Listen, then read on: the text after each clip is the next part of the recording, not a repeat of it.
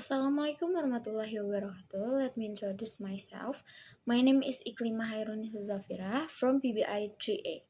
So now I will explain the material about language and behavior. So the exploration of the relationship between language and behavior reveals a multifaceted interplay between linguistic expression, cognitive process, and social interaction. Language serves not only as a medium for communication but also as a powerful tool that shapes our emotion, influences our thought, and dictates our action. This intricate relationship can be understood through various dimensions, each highlighting the profound impact language has on individual and collective behavior. So for the first is the influence of word on emotion and action. So this is at the core of the relationship between language and behavior is the understanding that words possess the power to evoke emotion and drive action. The language we can use significantly affect our mental state and the process of those around us. For instance, positive affirmations such as "I believe in you" call instill confidence and motivation in individuals facing challenges, such as exam for or performance. This kind of supportive language can create a nurturing environment that fosters resilience and encourage individuals to strive for success.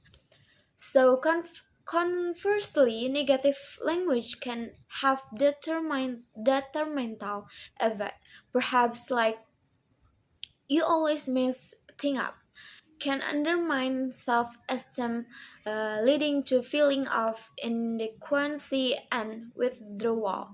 Such negative reinforcements can create a cycle of self-doubt and defensiveness, where individuals may become less willing to engage in future challenge due to fear of failure.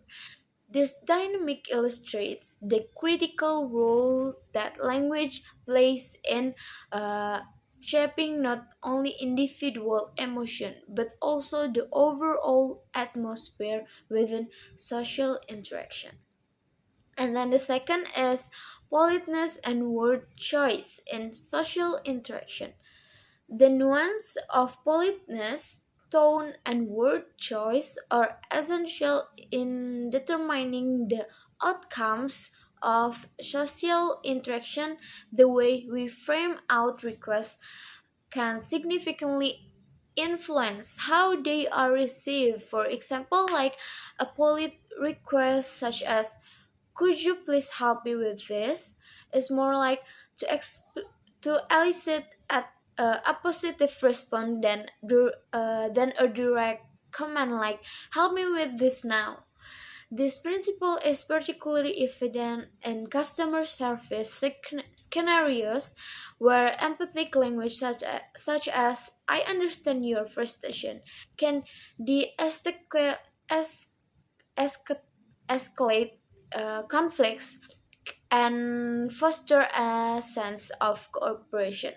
Move, move, moreover, uh, the context in which language is used can further amplify its effects. In professional settings, the use of formal language such as "dear sir" or "ma'am" convey respect the professionalism which can shape how individuals behave in response. The subtlet- the subtitles of language can create an environment conducive to collaboration and mutual respect, highlighting the importance of mindful communication in achieving positive social outcomes. And then the third is language as a shaper of social norms and expectation. Language also plays a pivotal role in establishing the reinforcing social norms and expectation. Certain praise and expression can perpetuate social beliefs and behaviors. For instance, expression like ladies first or real men don't cry reinforce traditional gender roles and expectations, shaping how individuals perceive themselves and other within social context, societal context. These linguistic constructs can influence behavior by creating implicit rules about individuals should act based on their gender. Um, so, in professional environments, the use of formal language not only signal respect but also establish a framework for interaction that aligns with organizational culture. The language used in this context can dictate the level of formality and professionalism expected, thereby influencing how individuals conduct themselves.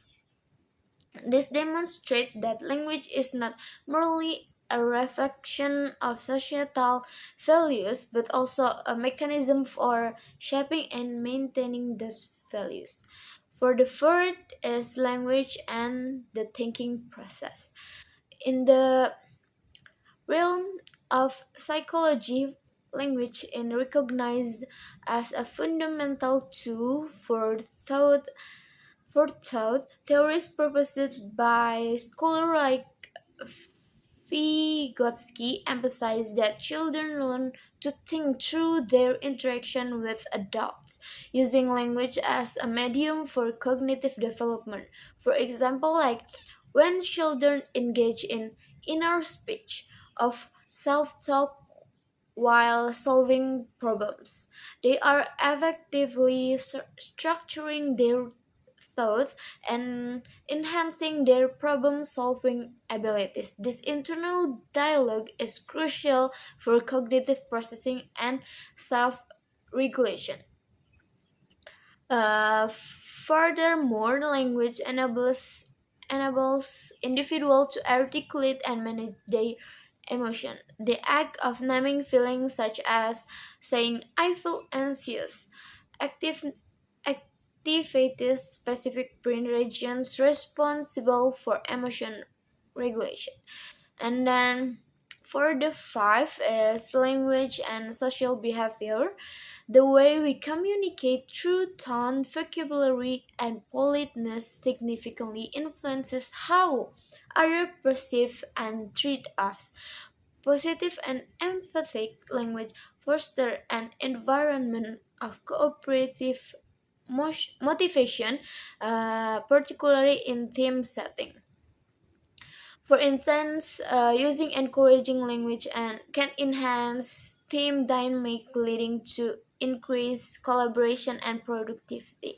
This highlighting the importance of language in shaping social behavior and fostering positive relationships. For the sixth is the theory of linguistic relativity, often associated with the Sapir-Whorf hypothesis, posits that language we speak can influence our perception and interpretation of the world. This concept suggests that language shapes our cognitive framework, affecting how we categorize and understand our experience. And then the seven is internal dialogue and decision making. Internal dialogue or self talk plays a crucial role in shaping our thought and behavior. Uh, for example, affirming statements like "I can handle this" can bolster confidence and reduce anxiety. So, maybe that's all for the explanation I can explain to you. So, wassalamualaikum warahmatullahi wabarakatuh.